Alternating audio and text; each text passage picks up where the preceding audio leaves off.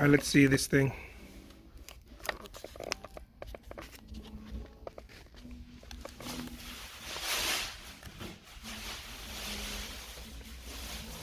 Let's see what's going on this Saturday. We're gonna do something here.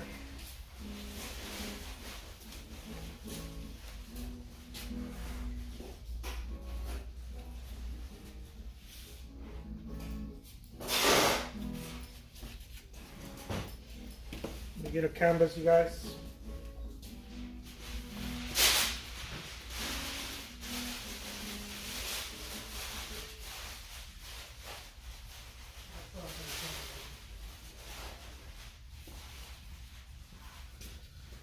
Let me get a canvas, you guys, and we can get started with the painting. Let's see what this whole thing is about.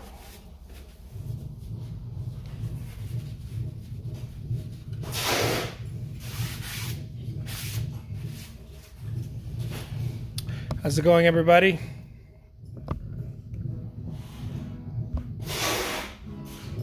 We'll see what this thing is about right now.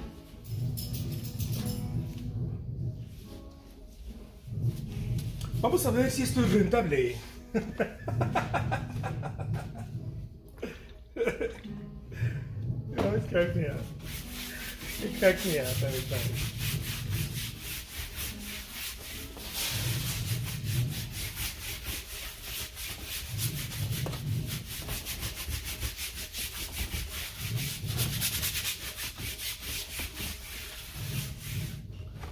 So we're going to be doing a 24 by 36. It's a little dusty, but the dust doesn't bother us because we're professional. It only bothers little babies, little crying babies, not us. Okay. All right, let's do this.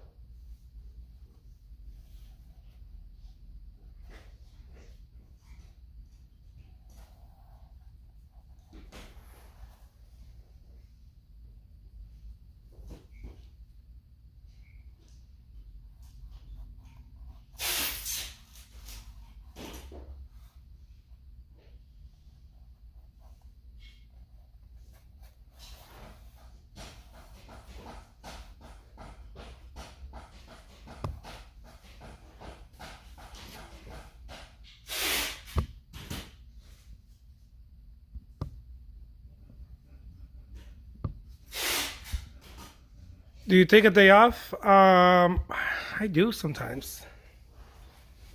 I mean, God knows I want to take days off.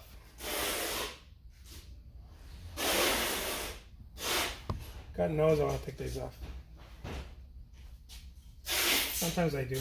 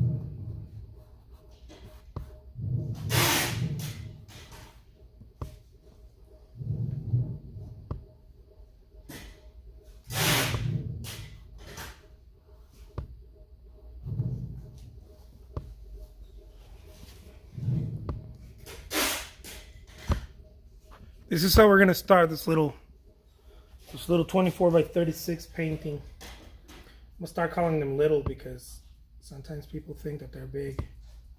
Even artists, we tend to think that these are big, but they're not. Especially in a time when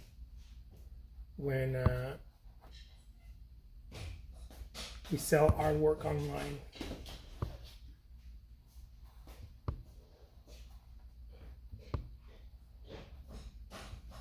We tend to call them big.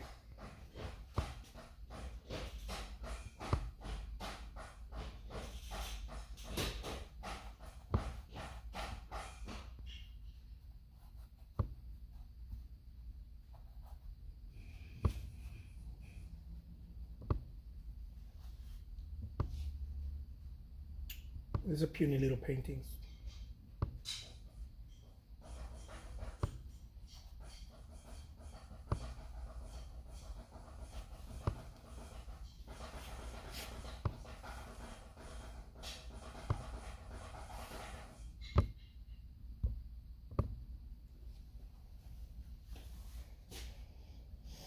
Yeah.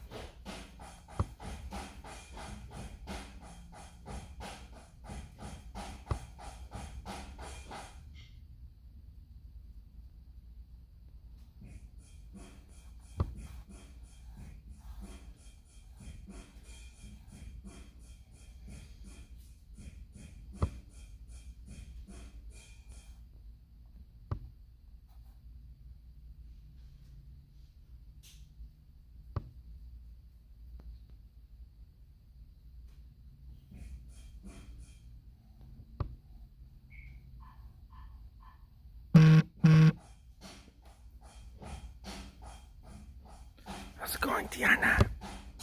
What's happening, Diana?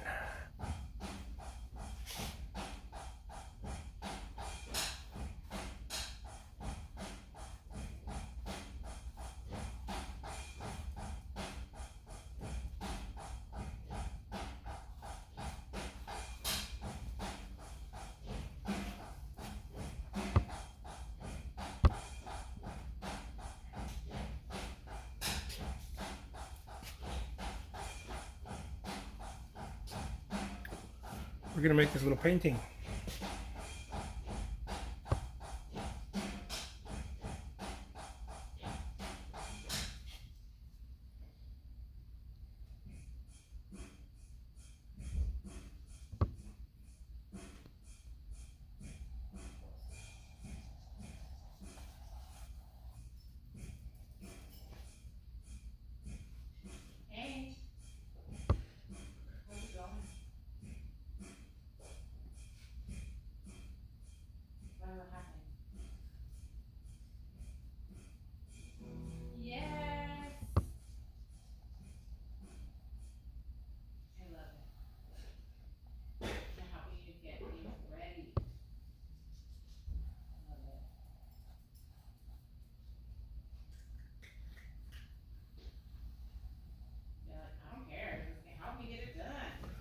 Boom, baby.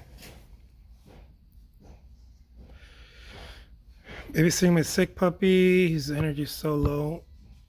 And he's even cuter when he's sick. Aw. It's never fun when they're sick. Is it wrong that I used to like it when my kids get sick? Their cheeks get red. And they're just cloudy. I think they have a name for that, Diana.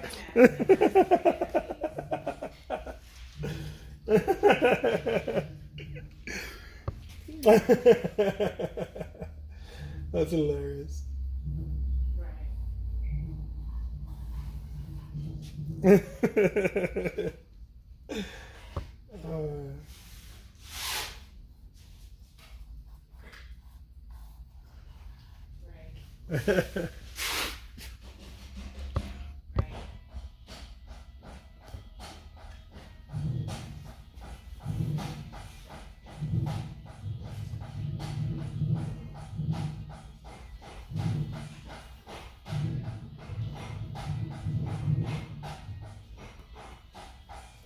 That's super funny.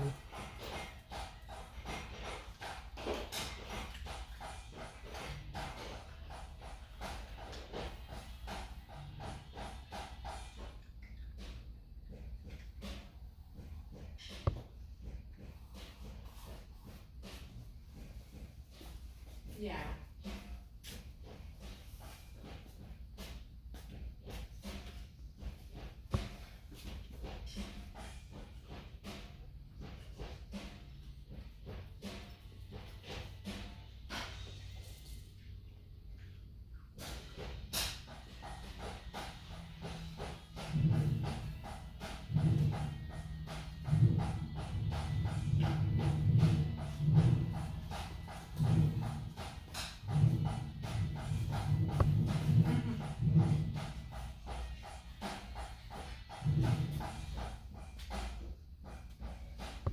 We'll make it work.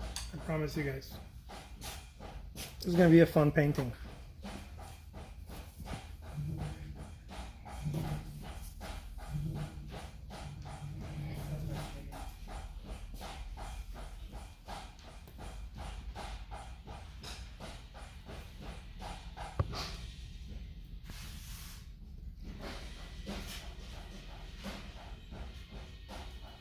There's Dan practicing his drums and guitar. I think he's practicing recording. He wants Santa to get him a recording studio. But not like a recording studio, like recording software, I think.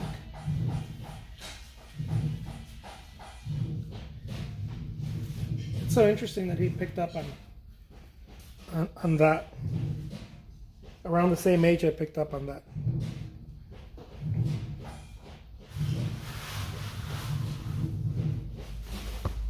Diana, are the twins inclined to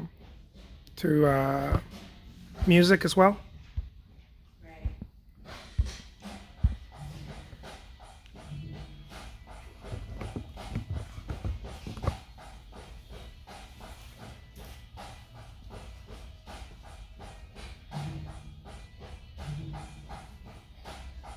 I feel like they need to spray grab this block.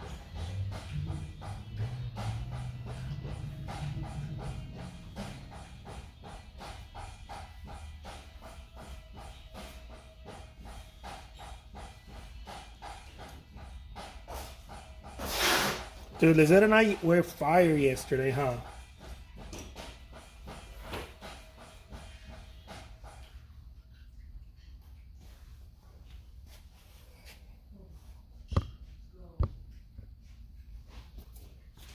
I feel like we were both hating the world yesterday.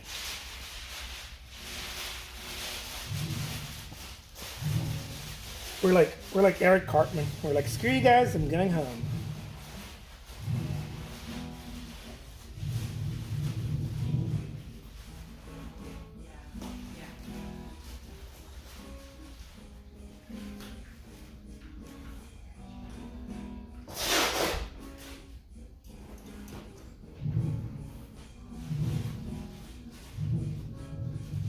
Yeah.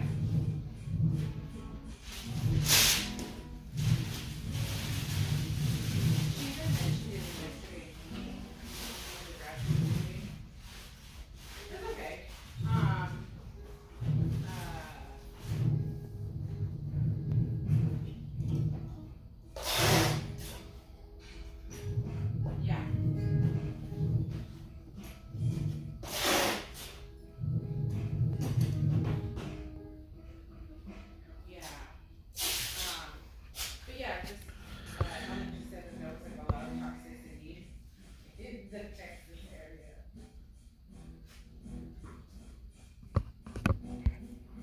What is it? I had some what? You had some visitors last night at the studio, just the way you like it.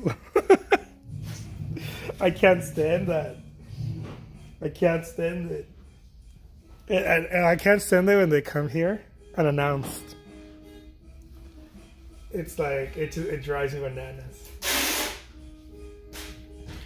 Like, I don't mind people coming here if they're gonna be like, hey, I'm gonna stop at your studio, Jose. But if they just show up,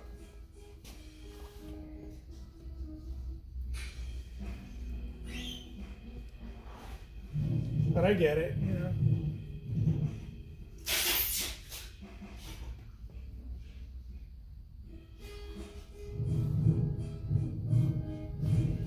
And I think they felt it too because they left right away. I know I was irritated for you. I always get super pissy about it.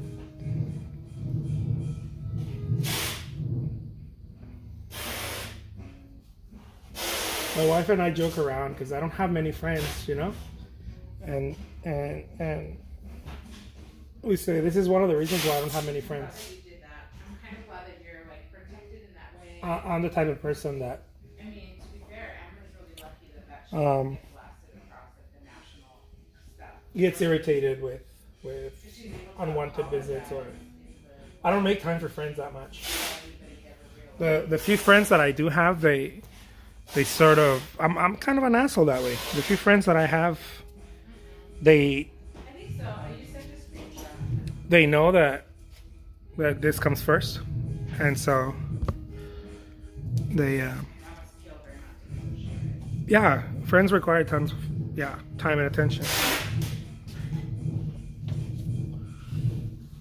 And if you don't give attention, you have to give phone attention, right? Like telephone attention.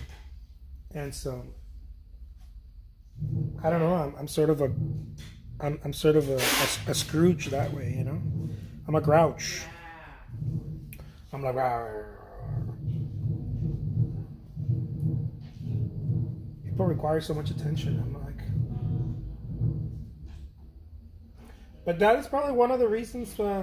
You know, sometimes I've gotten upset with some friends and they say, Jose, you're a mean person, man. Sometimes, dude. I hope you don't end up alone when you're older. And I'm like, I probably will.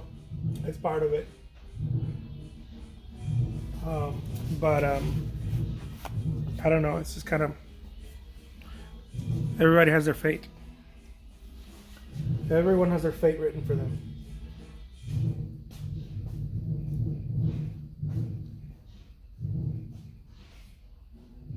I have a hard time maintaining friendship. Some people are very good at it. I have a hard time with it.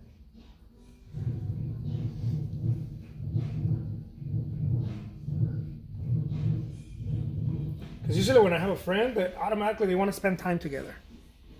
You know? And they want to spend time together all the time. At least if they're close friends, they want to spend time once a month. You know? Once a month. If they're close friends. Time like physical time. But if they're not close friends, they want to spend time, It feels so high school. you know, every other month or so, or every 3 months or something. The problem is that I find here, and this is where I'm a Grouch, is that they may be okay with once a month, spending time with you once a month, but they want to spend phone time with you all the time. They want to be calling you, see how you're doing, and you want to call them back, because if you don't do it, you're an asshole. That's where I get caught up. And so,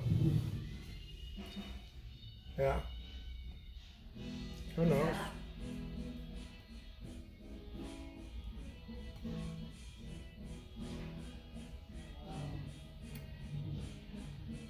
Oh, okay. My dad's the same way, and my dad's a loner too. So I think it just kind of runs on the family.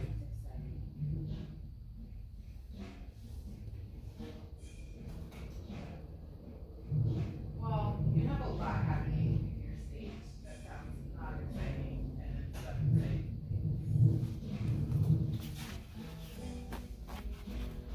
I like solitude. I just don't know if at some point that solitude might turn into loneliness. Which I don't mind it now. I don't know if I'm gonna mind it later when I get older. But I do like solitude. You did send it out at the end of the day?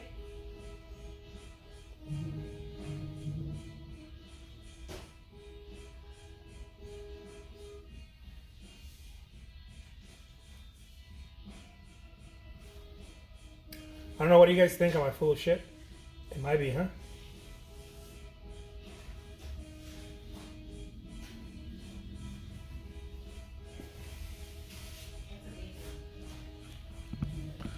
Lizette's more social, probably. Yeah, Lizette's really social.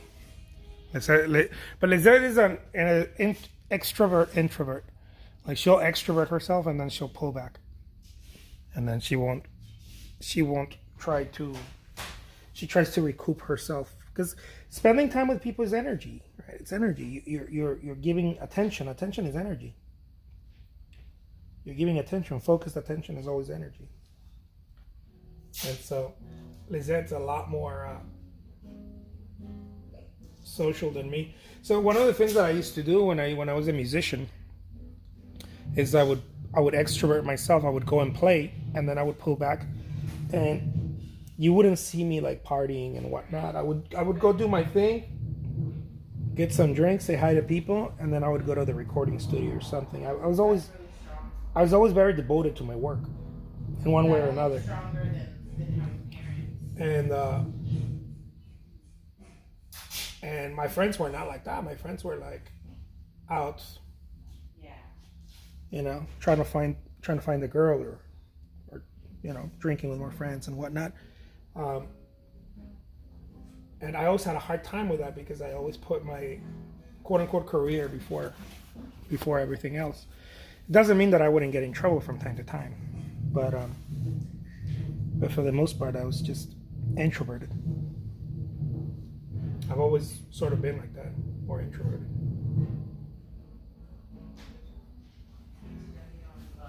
So when I met Lisette was a little social butterfly.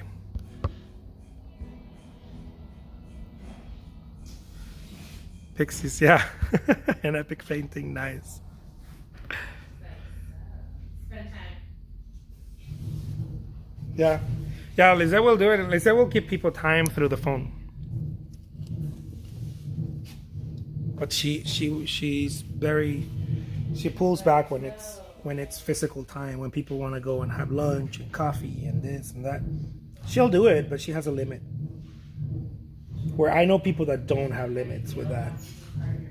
I've met people in my life where like there is just no limit for that.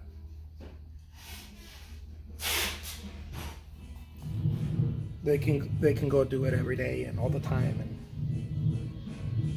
the only time they rest is when they sleep. They're social. They're just social butterflies.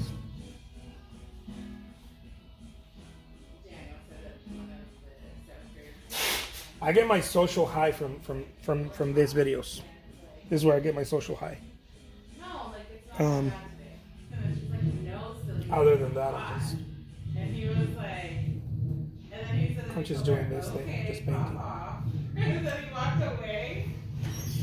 And I was like, and then I was like, you didn't say anything else? And he's like, I mean, Mom, you can tell that I'm gay. May I ask why you use toilet paper instead of paper towels? Yeah, it's because it's so simple just to get a couple of squares and just kind of do that. A paper towel, you have to get the paper towel a whole square. I think it's more cost effective too, and it's also softer on my hands, because otherwise you start getting some like dryness in your skin, because you're constantly rubbing on the paper. Paper towels are very rough on the hands.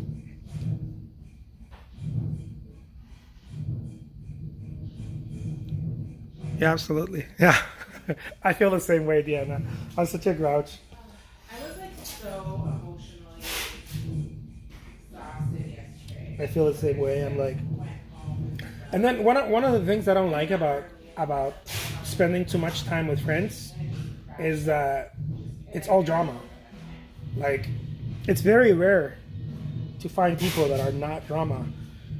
I think because human beings, we're just dramatic that way, and so they're always telling you their problems or some sort of drama, some sort of thing, and I feel like I don't have the emotional capacity or the empathy to be like, I have the empathy to be understanding and say, oh my God, yeah, that's difficult. I don't have the container to hold their drama, you know. I don't have it in me, and I think part of it also is that I come from a very large family. I think that's how I make sense of it.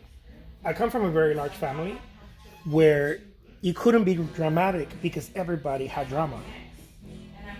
You know, everyone had drama. And so if you were dramatic, you were going to be, your feelings were going to be belittled because there was bigger drama going on around you. There's always some bigger thing happening. And so I learned to sort of put drama under the rug, you know. Every time that someone came with drama, a friend or something, I'd be like, yeah, well, it's not that big of a deal, you know. I don't think it's a good thing, okay? I'm being honest here with you guys. I don't think it's a good thing. It's more of a defense mechanism, I think. But people would come around to me with drama, friends or family, and I would put it on a scale, and I would be like, yeah, I don't think it's such a big deal, you know. It'll work itself out. You're gonna be all right. And so that defeats the whole purpose of having a friend, because I think friends want other people to listen and empathize and cry with them and, you know, be angry with them. And I can't share feelings like that. I don't have it in me. If you're sad, I can't sit there and cry with you. I got shit to do.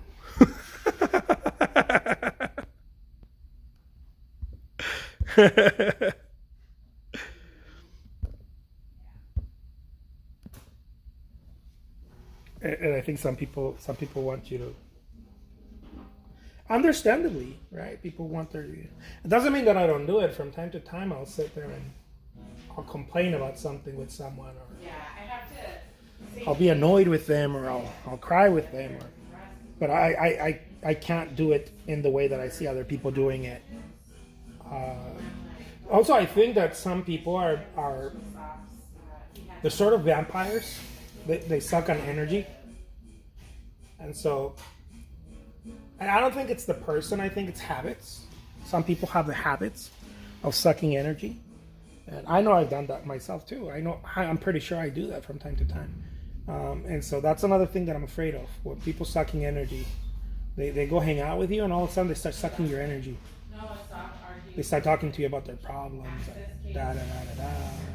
and you're just like, dude, I'm just trying to do my shit here, man. Why are you telling me all your problems, dude? Why are you telling me all the... Or some people are very negative. Here's another one. I was talking to a sibling the other day. Okay? And we were remembering someone we used to know that every time you said something like, yeah, I'm going to get in a gallery, they say, oh, be careful, because, you know, remember, they would tell you the negative side of things. Like, oh, I'm gonna earn more money. Oh, that's never the cure, Jose. Earning more money, it's always a problem because the more you make, the more you spend. It's better to make less, and like always some sort of negative thing. And I got to a point where I was like, dude, fuck you, man. Like, I don't want to hang out with you. All you say is negative stuff, dude. There's never something positive. There's never like. It's never a positive ring to it. There's never like, oh, fuck yeah. Oh, yeah, you're going to figure it out. Even if I don't understand it or I think I know more than you, I'm going to trust that you're an intelligent human being and that you'll figure it out. So, therefore, I'm just going to be happy for you. But a lot of people don't do that. A lot of people just give you their negative bullshit. And I get afraid about that. So I try not to hang out with people that do that. There's plenty of people that do that. I hope it turns out how I'd liked it too. Lol. Real talk, folk built differently. Yeah. Along this color scheme. Thank you so much. Let's see. Okay, friends. One with the biggest drama gets to speak first. I did not figure this out until recently.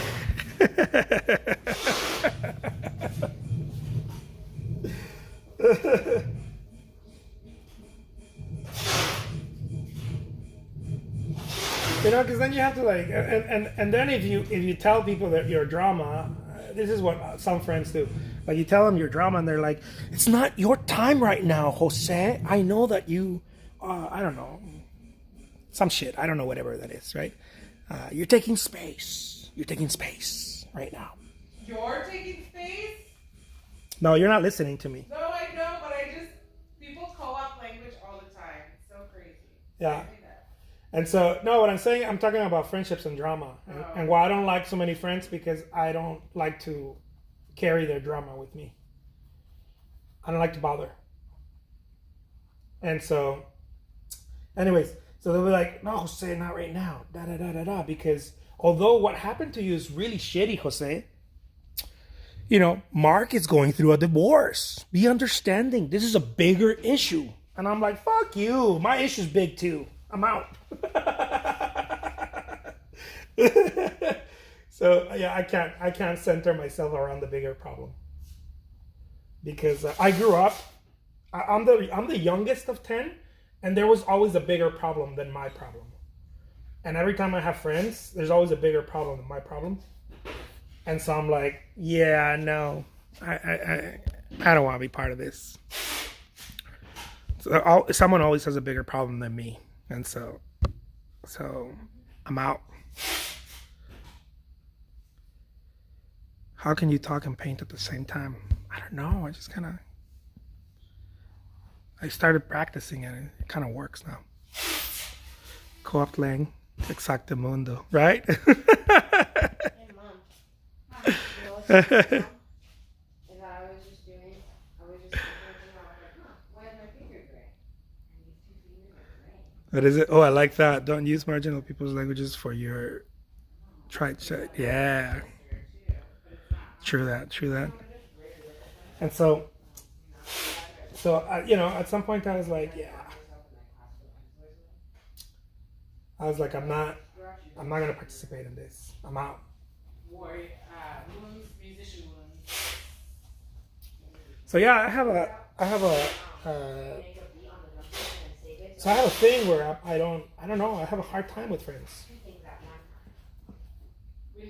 Lisette's very good at it, but she's introvert and extrovert. She'll go, well, extrovert and then she'll introvert herself. My limit for friends is very small, and I'm a bit of a grouch. I just can't hang out too much with someone. Even if I like them, they start bothering me after a little while. And it's not something they say. It's the space. If we're in the space together for a good while, they start bothering me. Such a grouch, huh? So, I gotta have space, and I gotta give people space for that reason.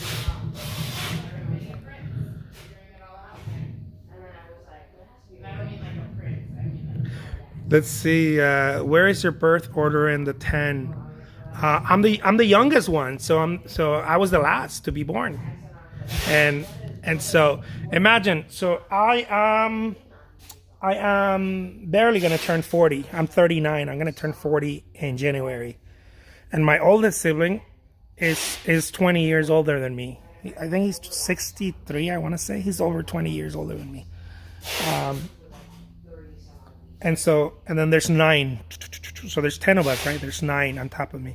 And so if one of my sisters wasn't pregnant, one of my brothers was in trouble with the law, or something was always happening, right? And so I couldn't go and be like, my guitar broke.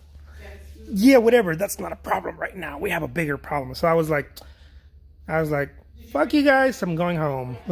So everywhere I go, it feels like that. It feels like like I'm a little heart child. Huh? Everywhere I go, it feels like there's always a bigger problem. And so where I grew up, we learned how to, not just me, they all did, because someone else had a bigger problem. And so we learned how to, as a defense mechanism, I think what we did is we learned how to remove how to remove ourselves from or belittle someone else's problems. And it's a bad habit, by the way. It's not a good thing. I'm not saying it's a good thing. It's a bad habit. But it was, I think it was a coping mechanism. It was a bit of a coping mechanism.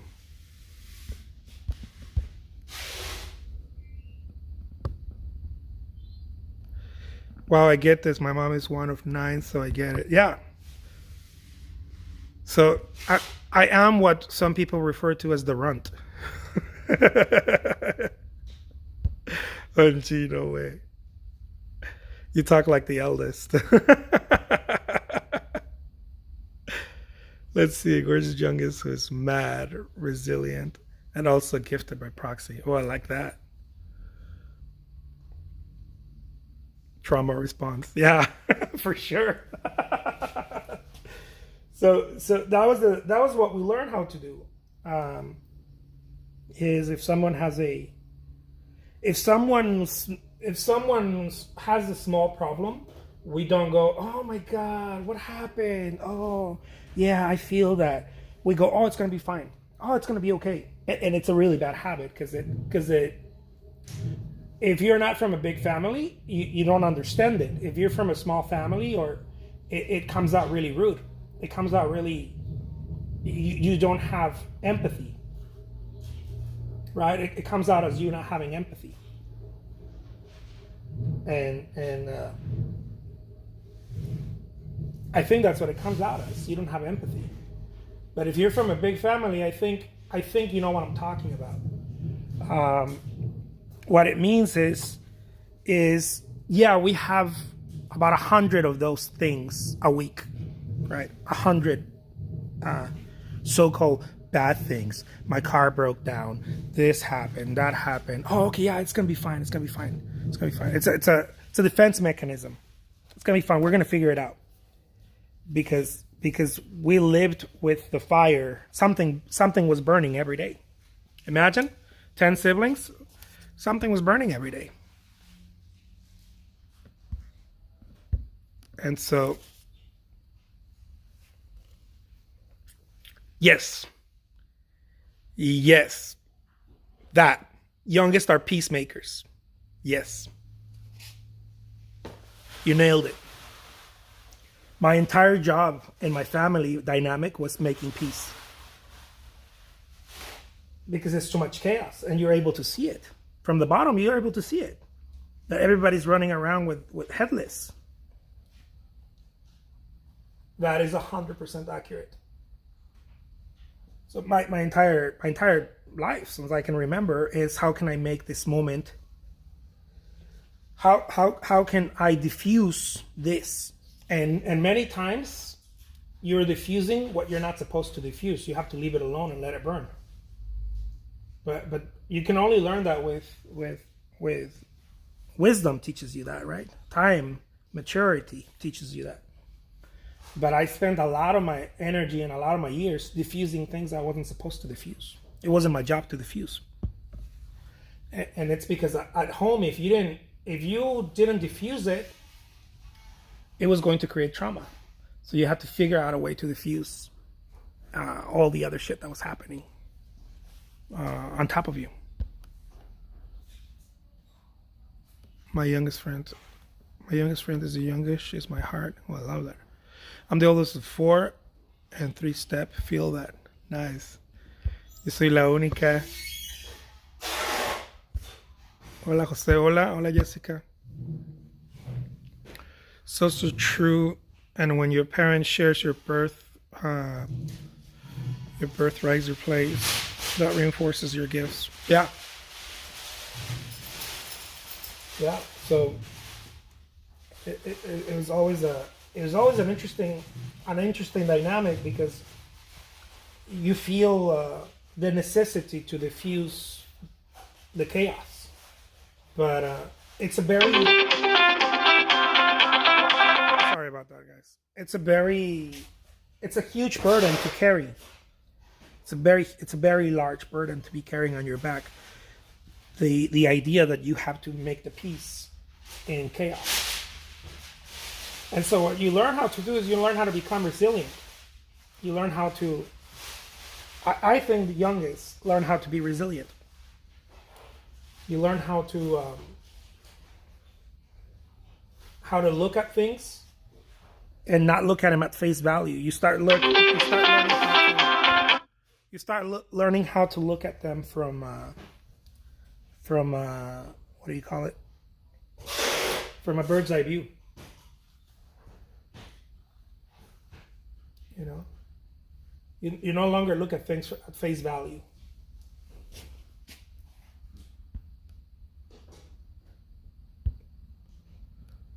Let's see.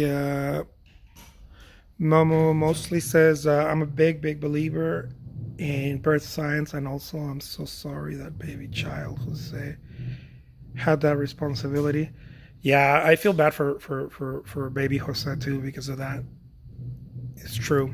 Sometimes baby Jose cries in the inside. That's probably why baby Jose laughs so much. Let's see. 100% peacemaker equals youngest. Yeah, it's a weird dynamic, and I think people don't realize that. You know, sometimes you don't realize that when you have a family, that is your burden. Your burden is I need to make everyone feel good and everyone feel, and then you learn how to do it the wrong way too. And I think that's a defense mechanism too. You learn how to make you learn how to have compassion for the perpetrator. That's a very difficult thing. Because you become wise very quick. I think that's what happens to young people, to the youngest. You suck on the maturity of everyone.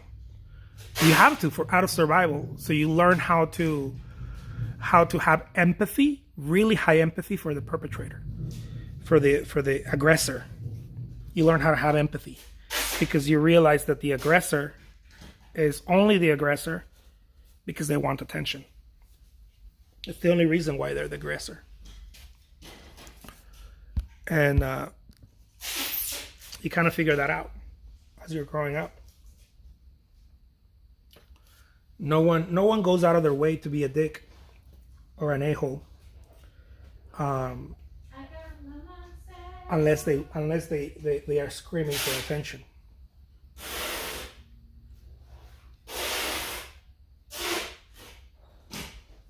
And so, wrongfully, you learn how to have empathy for assholes.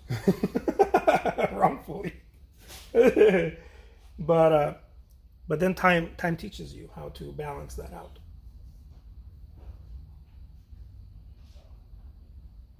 Look at that. Jesus Christ. Let's see. I'm a joker and crazy maker as a middle child. Try to keep them all laughing. At me, at least.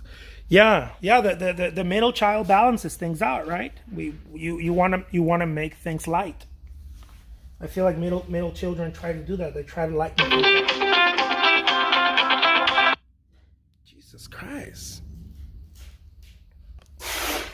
Can we talk more about this painting? Yeah, someone really wants my attention, but they're not getting it.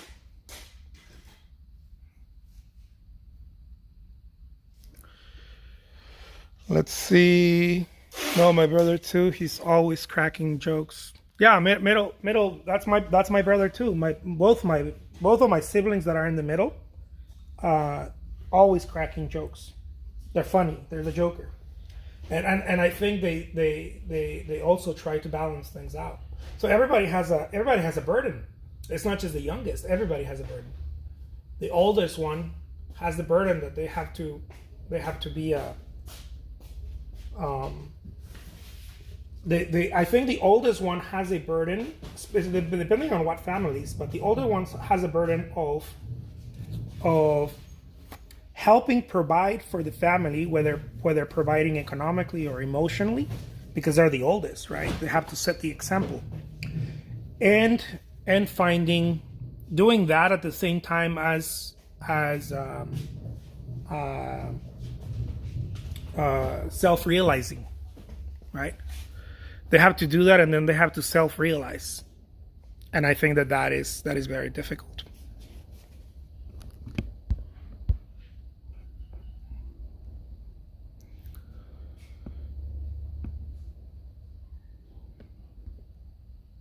I feel like my friend is no más muertos need this painting. Yeah. Let's see, Diana says, I'm the middle child and I always try to be the clown to get everyone laughing and happy. Yeah.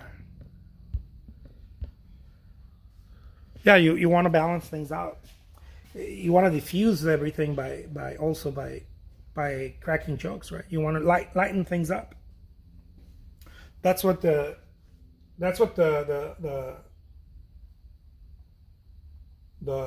middle child, for the most part, they do. They're trying to lighten things up. The youngest one is trying to make everything better by creating peace. And there's too much chaos, and the youngest one receives all that chaos. It trickles down. The chaos trickles down. If something trickles down, it's chaos. It's not much of the good stuff. It's more of the chaos that trickles down. It's not the hand-me-downs. You don't get the trickle down of the hand-me-downs. You get the chaos.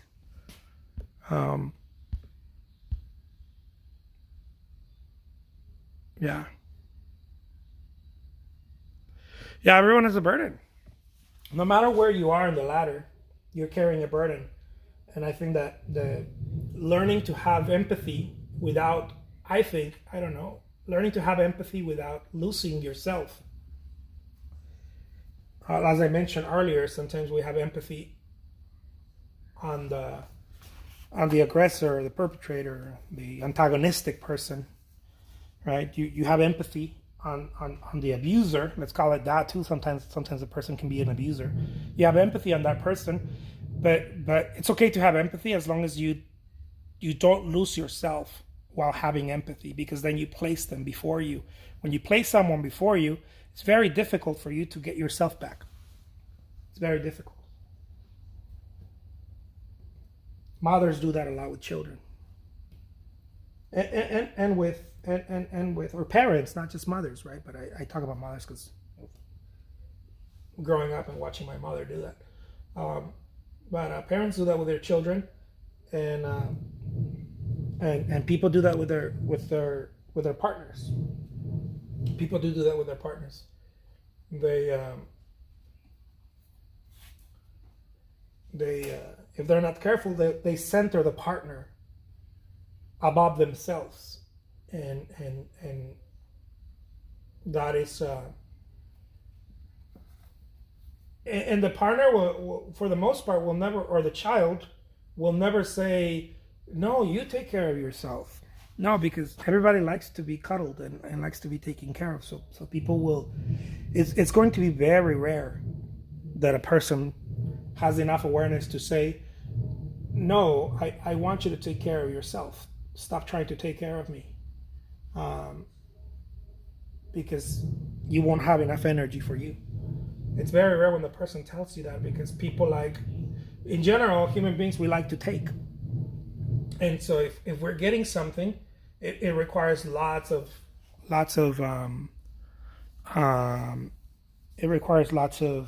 awareness to realize that you're giving something, and you're giving something and that the other person does not even get to keep, does not have,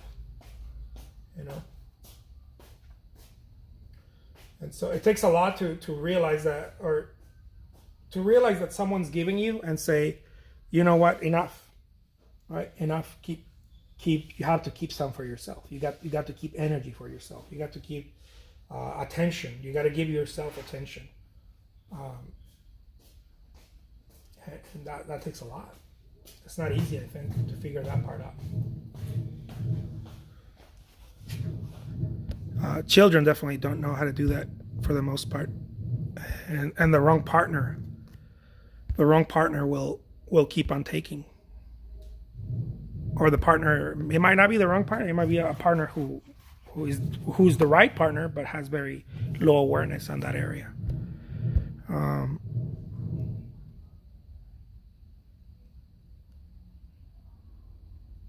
Qué relajo, sí, es mucho relajo tener una familia grande.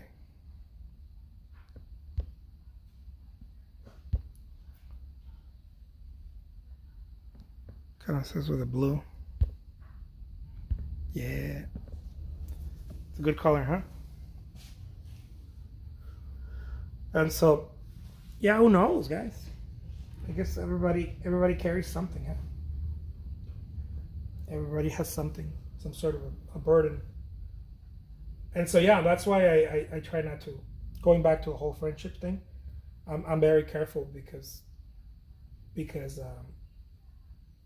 many people are very broken, very emotionally broken.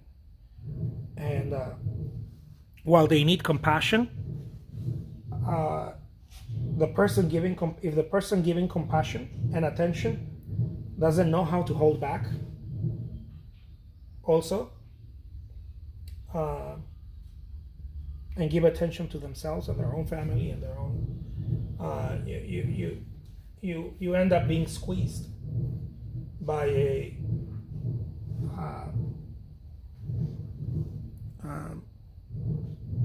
vampire type of energy that just keeps squeezing you. And it's no one to blame. It's just human dynamics. It's not because the person's bad or because you are not strong enough. No, it's awareness. No one is to be blamed in this. These are ego dynamics. They're egoic dynamics that are normal but are not, just because they're normal doesn't mean they're good. They're very normal dynamics.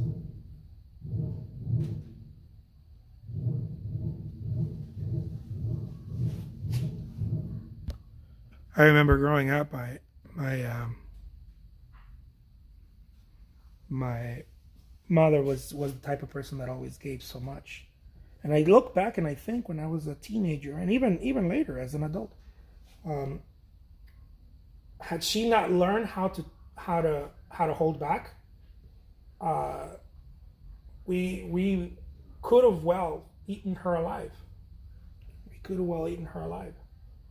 Suck all the energy as children. And at some point she learned how to hold back and say, no, today I will not sit here and listen to your problems. Today, no, I won't rescue you out of this situation. You figure it out. She learned how to do that. And I think that was very helpful for her and for us. Isn't it? It's a really good composition, huh? Is this inspired by the recent moon events? The moonlight, at least a few niches have been amazing. Yeah, I mean, I've been doing some moons, but definitely I've been thinking about moon lately, more and more about moon.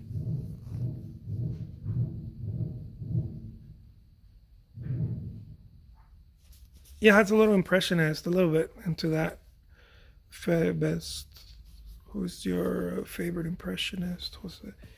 I don't know if I have a favorite one, but I've had a few favorites, and I think I try to take a little bit from each one. So I try to take the brushstrokes from Edouard Manet, the what do they call them?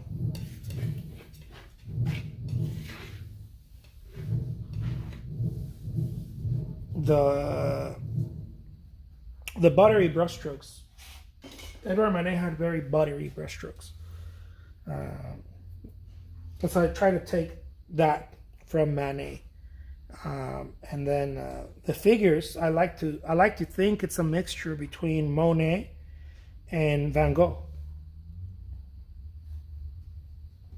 The figures and the way, not just the figures and the humanoids, but the way things sit. Anything that is erected, the way it sits. I know it sounds like dichotomy there, right? But anything that's erected, the way that it stands or sits, I try to think about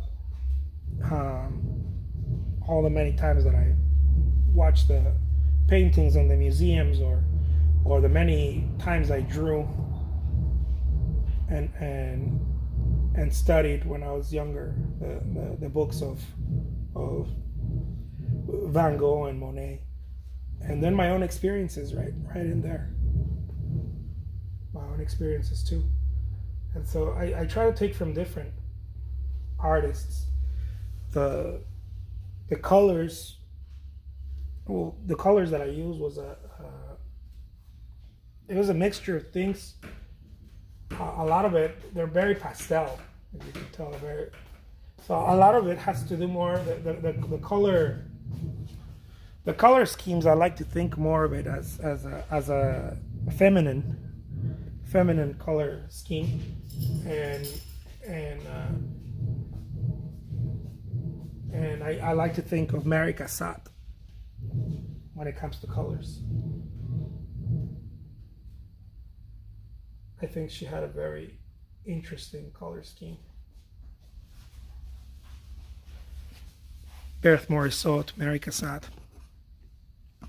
Yeah. Oh, thank you so much. Appreciate that.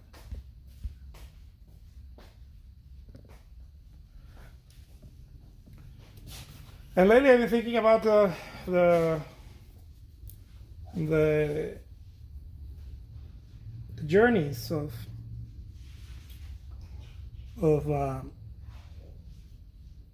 people forgotten in the deserts. I took a journey like this once, and at least once, and they are very eye-opening. They're very eye-opening. If you're a child when you take a journey like this, by the time you come out, you're no longer a child.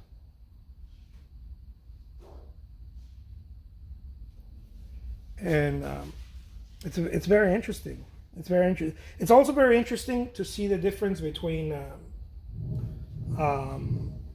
this side and that side, right? This side and that side. The psychology of it. It's the same land. Nothing has changed. You know, maybe the Walmarts are different. Maybe the McDonald's are different. Maybe they speak a different language, but it's the same land. It's only the psychology changes.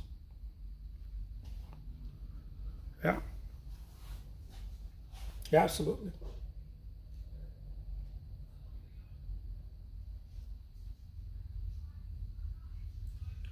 And so that's what it interests. It's not a theme. It's not something that's like, oh my God, this is. I think most people would prefer still life and oceans and so. Excuse me. So I try to stick something like this in there every now and then. Mm-hmm. And I think about Van Gogh because Van Gogh created trauma in a very or painted trauma in a very beautiful way. And so I'm trying to do it in a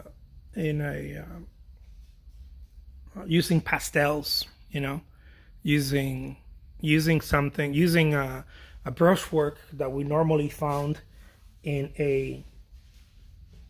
an impressionistic or post-impressionistic painting. That usually has to do with the beautiful life, La Belle, right? The beautiful life of France, or or elsewhere, right? But usually we think about that, and it's kind of like singing about something sad with happy tunes. Kind of like how Depeche Mode and many other really cool bands knew how to do that. How to give you the 80s did that very well. They would give you very sad lyrics. If you paid attention to their lyrics, you'd be like, oh my God, this is heartbreaking. But it was a very happy dance tune, right? Something you can dance to, something happy, something you could digest. It's palpable, right? Palatable. I'm sorry, not palpable. It's palatable. And so, how do you tell a story like this? And so I think about Van Gogh's paintings when he was in the asylum, or not only the ones when he was in the asylum, but the paintings that when he felt very lonely, right? Some of the paintings where he felt very lonely, that he painted something that almost seemed happy. If you look at it, and, oh, what a beautiful painting, because of the delivery, right? He was very generous in the sense that the delivery was happy. It wasn't. It's very common to paint. I could do a painting like that and paint it with something of this meaning, but painted like Francis Bacon, or the British James Ensor. I think he's British now. Very almost grotesque with very strong colors and very dark and red, but it's very redundant. It's very redundant. Tears for Fears. There you go. Yeah. That's very obvious, right? It's very obvious. Yeah. And so it's very obvious to do that, but it's not so obvious to do something with a happy tune. It's not so obvious to do something with a happy tune. It kind of so a lot of the boys. I try to think of music when it comes to boys. This is something that I admire about Tchaikovsky too. Tchaikovsky would give you something. I mean, something you listen to it, and many times the music was very happy, and many times it wasn't. But in the same piece, he would introduce something very sad, something like I talk about the seasons a lot. He would give you something very sad, but in there he would lift it up and he would change the tempo to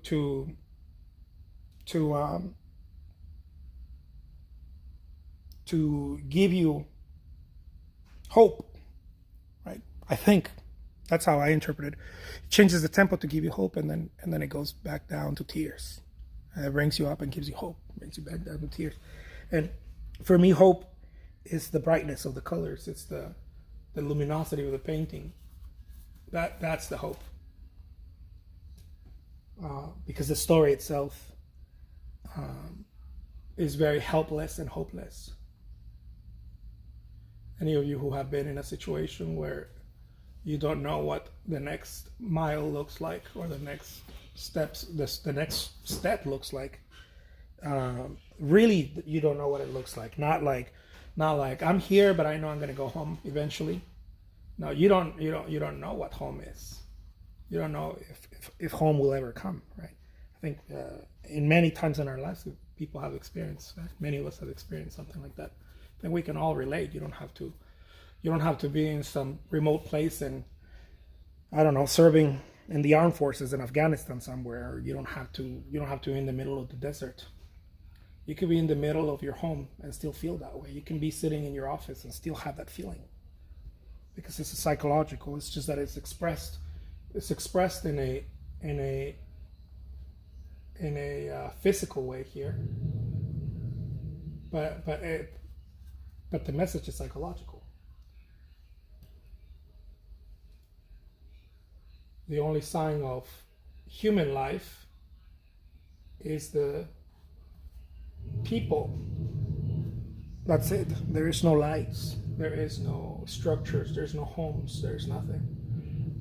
The only sign of human life is people. The only sign of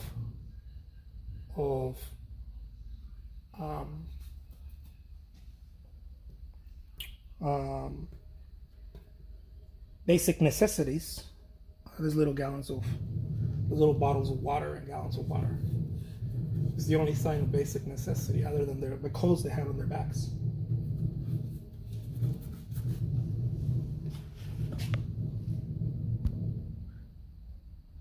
Yeah.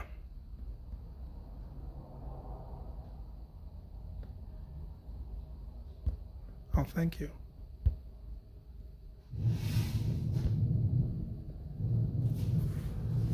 And I think we all have that feeling, one way or another. It's not just the soldier. It's not just the immigrant. It's not just the homeless person. It's a feeling that you could not recognize it. The reason why you recognize it is because you have it. You have that feeling in you. The only way you can recognize anything is because it also lives in you. Otherwise, you cannot recognize it. It's a well-proven philosophical problem. It's well proven already. The only way you can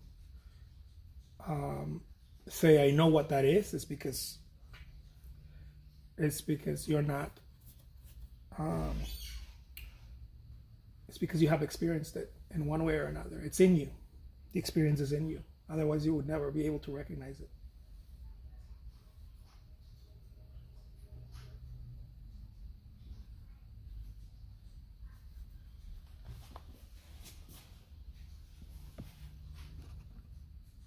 Like a big pizza pie. Yeah. Yeah, the only person in your dreams is you. And so I think that's it's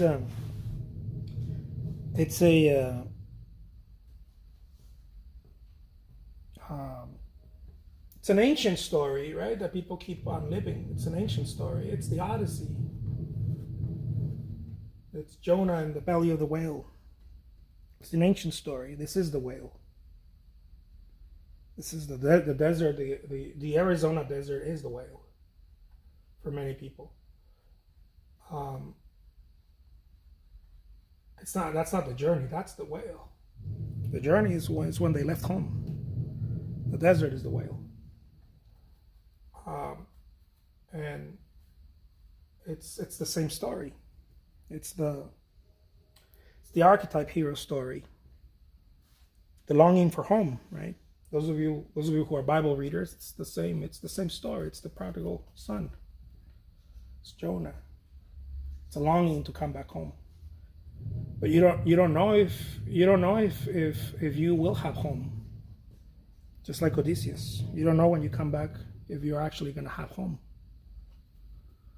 You want to get even more esoteric. It's Christ on the cross. Elohim, Elohim, lama sabachthani. Don't forget me, Father. Don't forget me. I don't know if I'm actually going to make it back home. It's the same thing.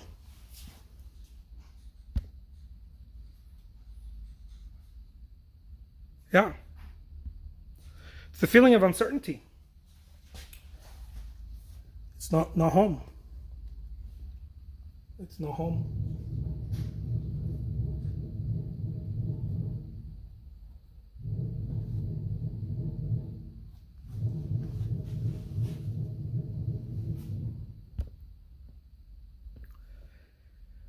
Is there such thing as artist ASMR? Because I'm watching you paint between this cactus arms. Man, I wish there was. I have to probably do it late at night when there's no other external sound other than this. And I've thought about artist ASMR. I joke around using a creepy voice. but that's not it. I joke around and say I could be boys, but that's not going to be my ASMR. No, the ASMR should definitely be the brush on the canvas. Right? It's got its own music. It's got its own pattern. That should be definitely that. That should be the artist ASMR. The brush dancing on the canvas. But we can't distinguish it here. It's too much external sound. That's the thing about daylight. Too much sound during the day. It's at night when the sound.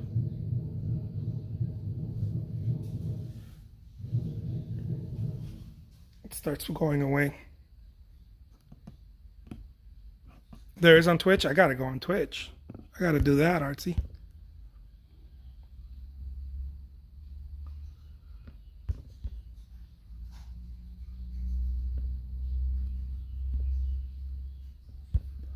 What's happening, Chanel? So yeah, it's essentially this is what it is, right? This is what I think as artists we're looking for. How can we share? How can we share us without being so obvious? What is it again? The commission for a 10 by 10? $350 here. $350.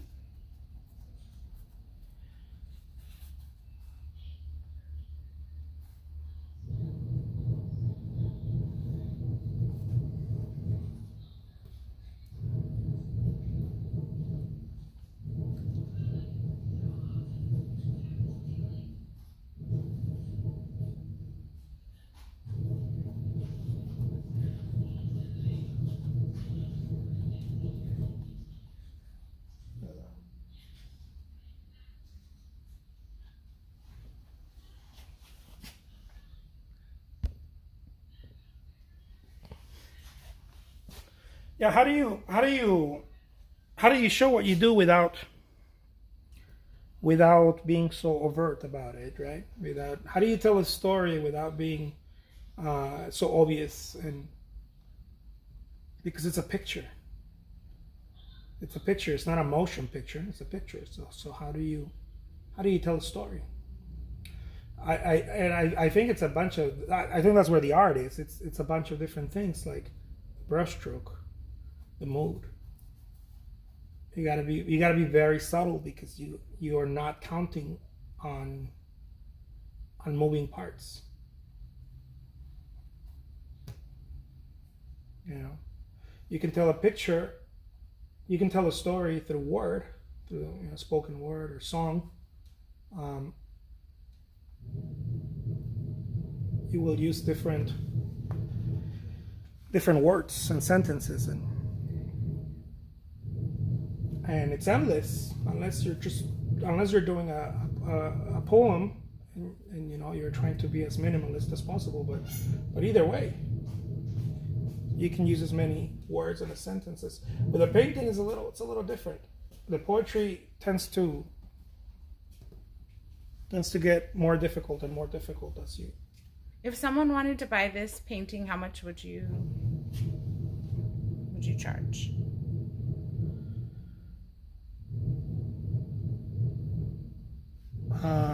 Over a larger piece? That one. Oh, this one. Okay.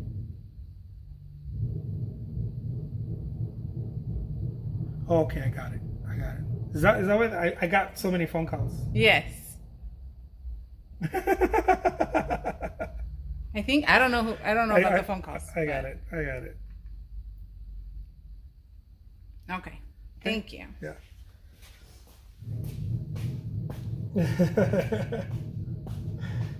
No, sometimes when I start making a painting, I start getting a lot of phone calls.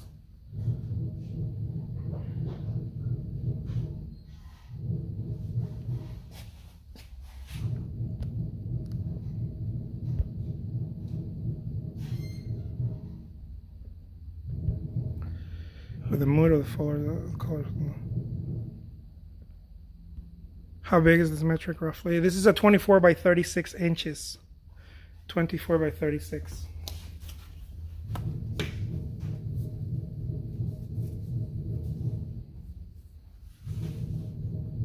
And They said they're considering it. okay.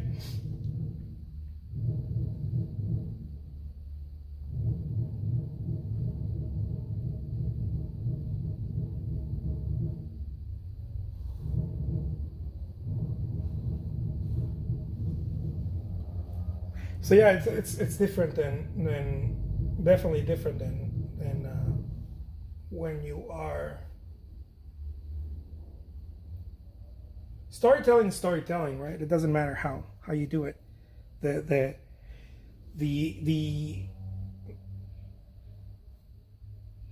art is in not being clever. That's where the art is. It's easy to be clever, but the art is in not being clever. It's in being truthful. And so there's a bit of the anxiety of the artist can lay in, lays right there. And I need to tell a story, but I cannot be clever, because if you're clever, the story doesn't really come out correctly. I think that's why a lot of artists have a hard time telling stories. A lot of us do, because we think we have to be clever, and we don't have to be clever. What we need to do is we need to be truthful. We need to be truthful, and truth. I'm not just talking about a philosophical truth here. No, truth as to where are you standing artistically. Many times paintings, they just look forced, is what I'm trying to say. So when they're clever, the cleverness shows that the painting is being forced into existence. And when a painting is being forced into existence, it loses its value. It's deeper value. Why? Because it does. And I'll give you an example. Monet, when he was painting, so his best friend, George Clemenceau, the Prime Minister of France, asked him, "Can you do a painting celebrating France and also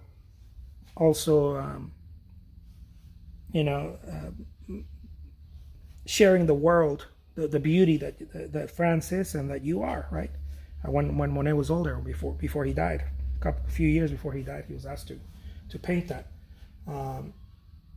Those very large panels of water lilies that he did. And Monet was not clever. Monet was truthful. Although everybody thought that Monet was a rundown artist, that he was just a famous rich artist that didn't have anything new to contribute to the art world, he did something very interesting, in my opinion. At that time, there was the First World War was going on, and Monet could hear the gunshots all the way to his garden in Giverny. He could hear the gunshots and the people running around like war is, right? Just chaos and madness.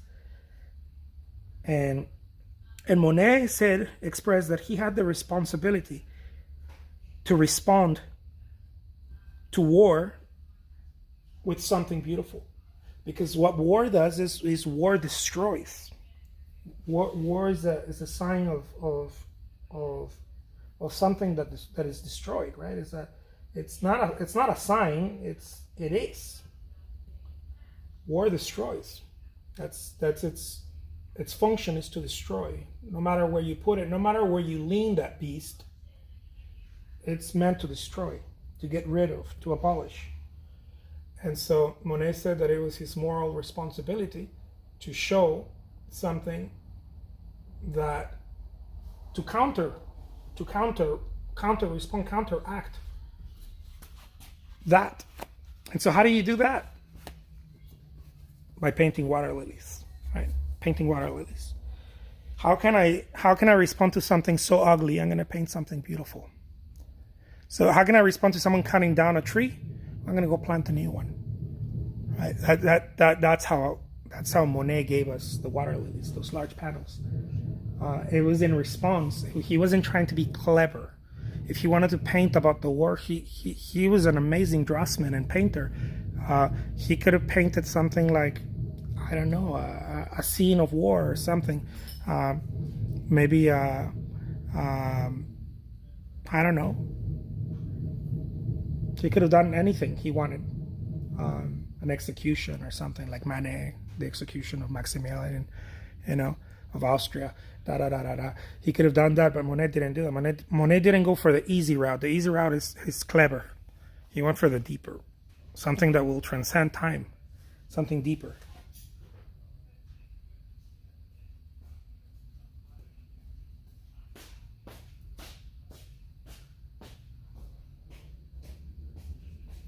Picasso did that too very well.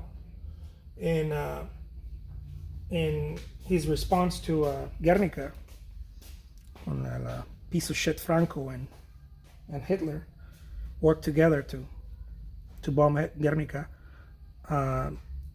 he did a great response there too. It wasn't a clever one. It wasn't a clever one. It was a very strong cry for help. He knew the world was going to see it, and the world was going to eventually start paying attention to it. If he did something very beautiful, the world was not going to care. Picasso knew that he needed to shout. It was a cry for help. And Picasso did exactly what Picasso knew how to do. He shouted. The same way that he painted, using the bold approach that he did with many of his paintings, but specifically for Women of Avignon, he did the same thing. He shouted. It was so clever in the sense of the medium he used, but the art itself was not clever. The art was true.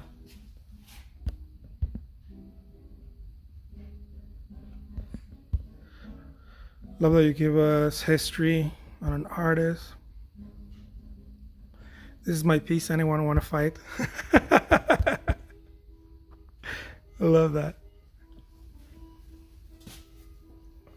And so, eventually, I think as artists, when we start maturing as artists, we start going after the truth rather than just clever, doing something clever. It doesn't mean that every single piece that we create is going to be the truth. No, I probably have to paint a few clever ones to get to the truth. Getting to the truth is a little bit difficult. It takes time and it takes experience. I also think it takes knowing more about yourself and the human condition. You know, Van Gogh painting the empty chair was not being clever. Somebody said something really beautiful about that, about painting in his room, painting the chair. Somebody explained it very, very, very beautiful. It was an observation. If you're an artist, I'm sure you've observed this as well. You've noticed this. The chair that Van Gogh painted was a self-portrait. Okay. So this piece is sold already. Yeah, it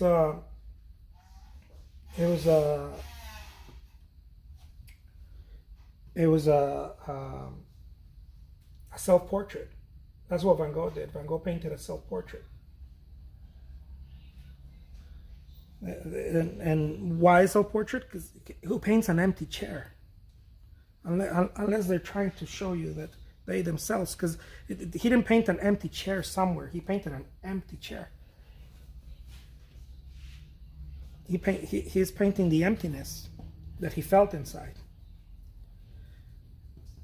Van Gogh's empty chair is probably the single best self-portrait of the 20th century.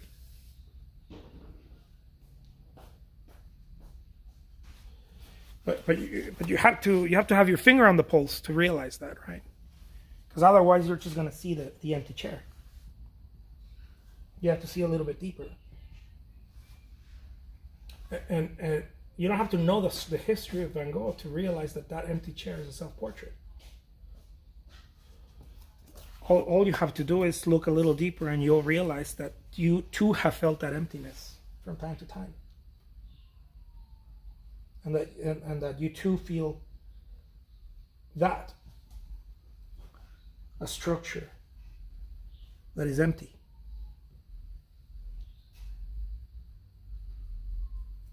and that it might not be good or bad.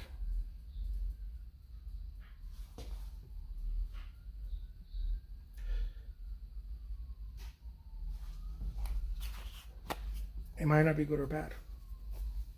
It just is. Human beings have moments of emptiness. They realize their emptiness. Sometimes spiritual, sometimes not spiritual. Sometimes it just feels like you're longing to come back home. You're longing for something.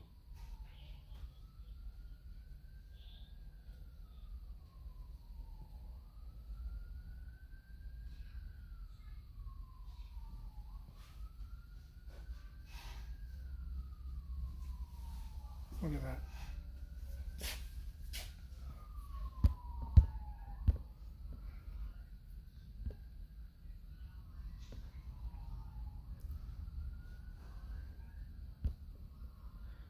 The simple lack of you is more to me than others' presence. Oh, I love that.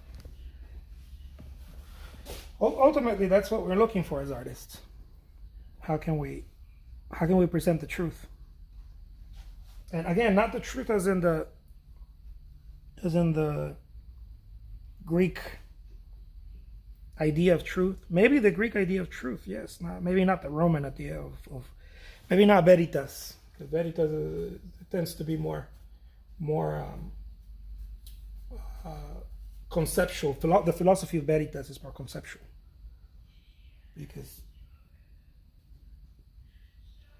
Because people all of a sudden go and confuse it with beauty and start calling it, well, it's subjective. Truth is subjective. Truth is not subjective. Just like beauty is not subjective.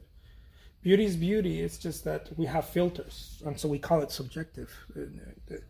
The filters make it subjective. Beauty is not subjective. Beauty is the same in a rock as is in the moon. Beauty is the same on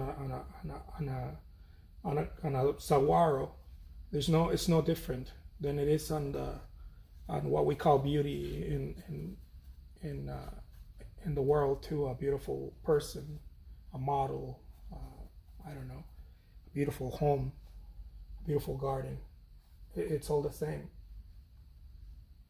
This is very well expressed by not just sages and saints and whatnot, but also Caravaggio, the Italian Baroque artist, expressed it really well when he was asked if there was any difference between him painting a still life or what was best, right? What did he do best? And he said, no, it's all the same and it's all as difficult. It's all just as difficult. Whether I'm painting a face or I'm painting a fruit, a bowl of fruit.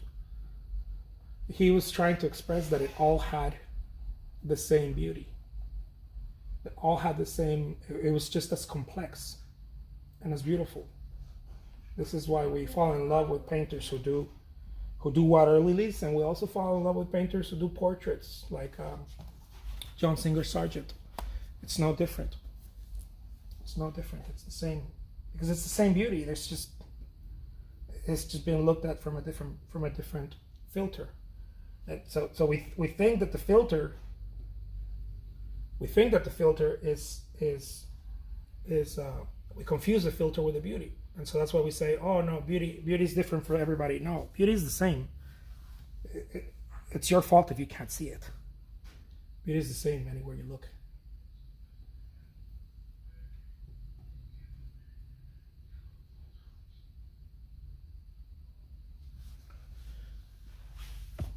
If that makes any sense.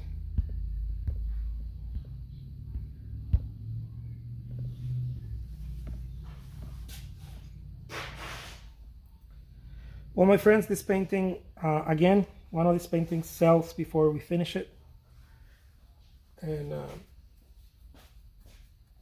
it's always beautiful to know that somebody wanted it bad enough that they want to purchase it, they want to take it home.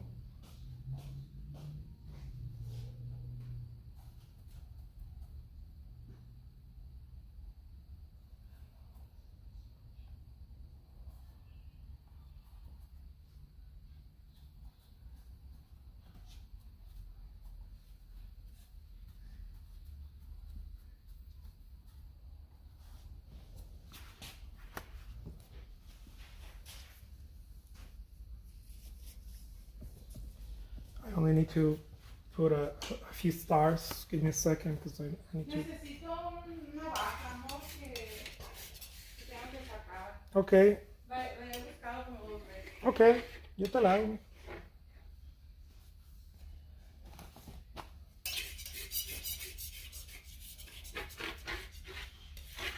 Yo le da beauty. Es una de estas. Este size. Okay, ahorita la hago yo. Vamos a terminar esta pintura, ahorita la hacemos.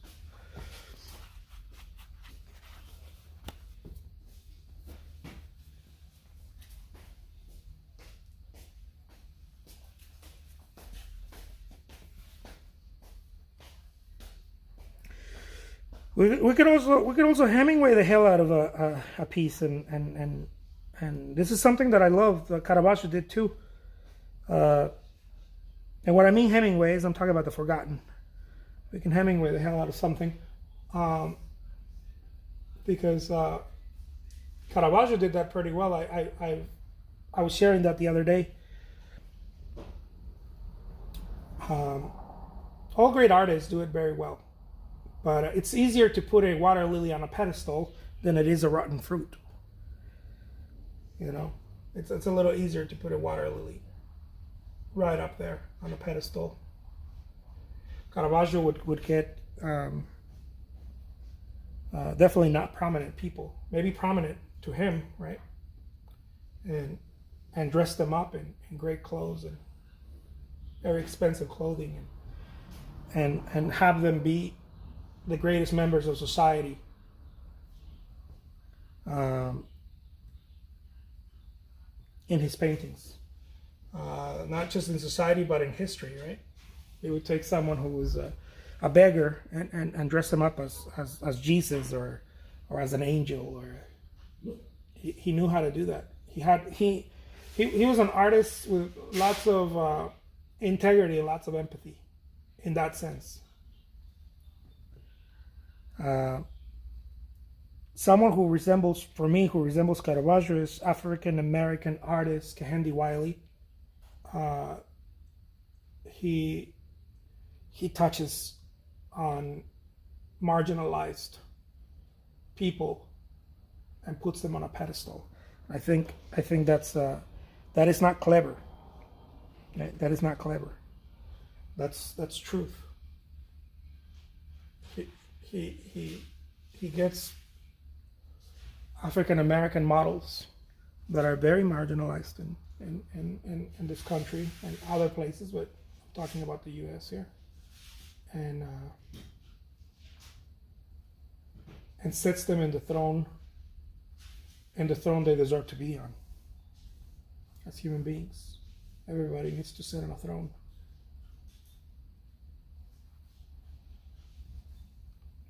And he does it really well. Van a donar la pintura to the No More Death. Oh, okay.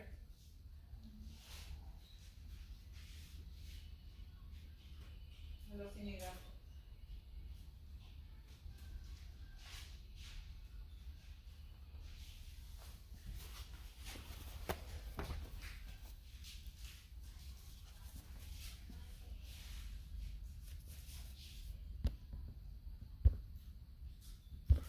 Commission piece? No, it's not a commission piece. I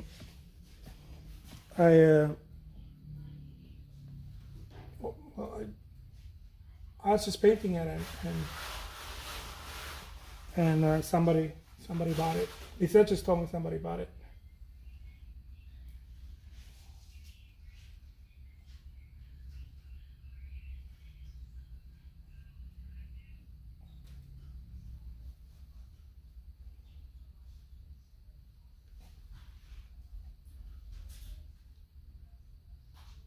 So I don't like to make the stars so big, as you can tell.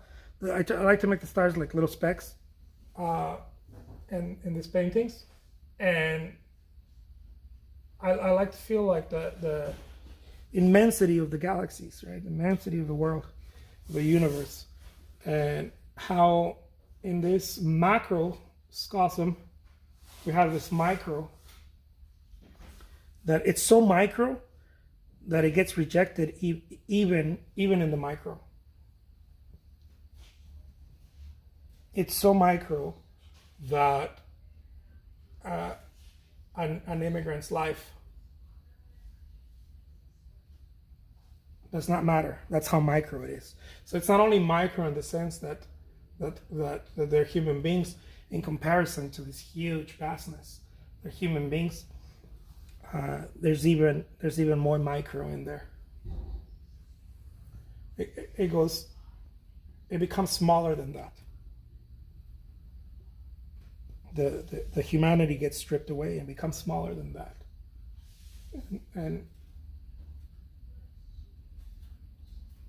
And it's a very interesting thing to see how even in the micro we can still how we can make something smaller than what it is already. We human beings are good at that. This is a saying in Spanish. We know how to cover the sun with our thumb, right? Human beings, we know how to do that. We know how to take something big and turn it into nothing. Something important. And completely devalue it. Because our perspective, right? His perspective is so skewed.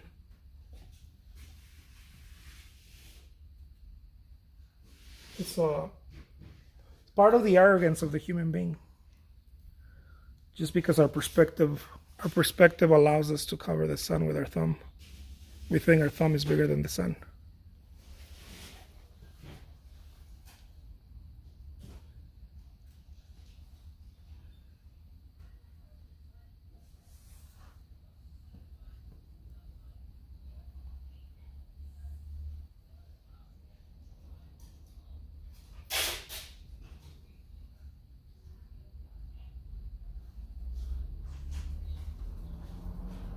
We'll get a little bit more gray.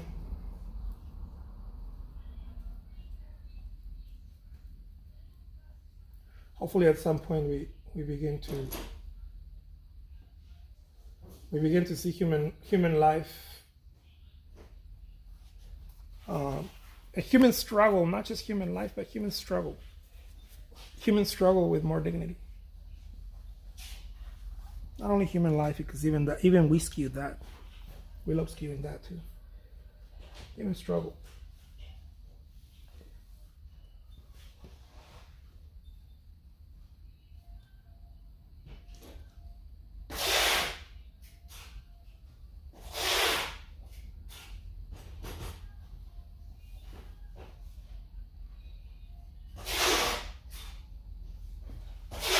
There we go. I think that's a good. I think that's a good size. Yeah, more dignified.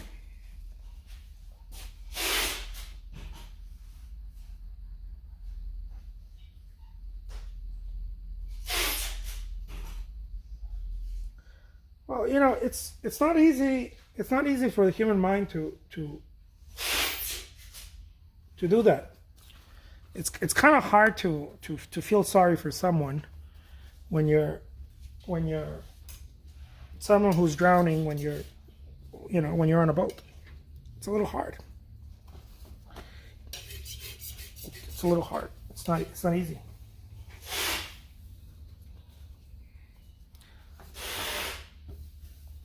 For one reason or another.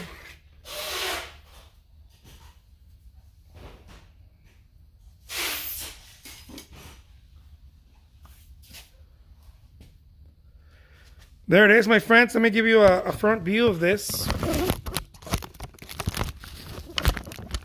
Whoops.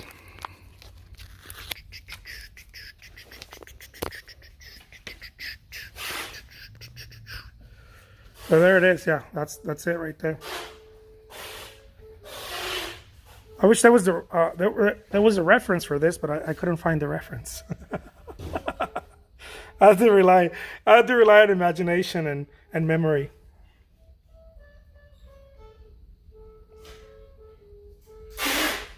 Thank you so much. Thank you so much, Momo. Mostly, thank you, Nature Man.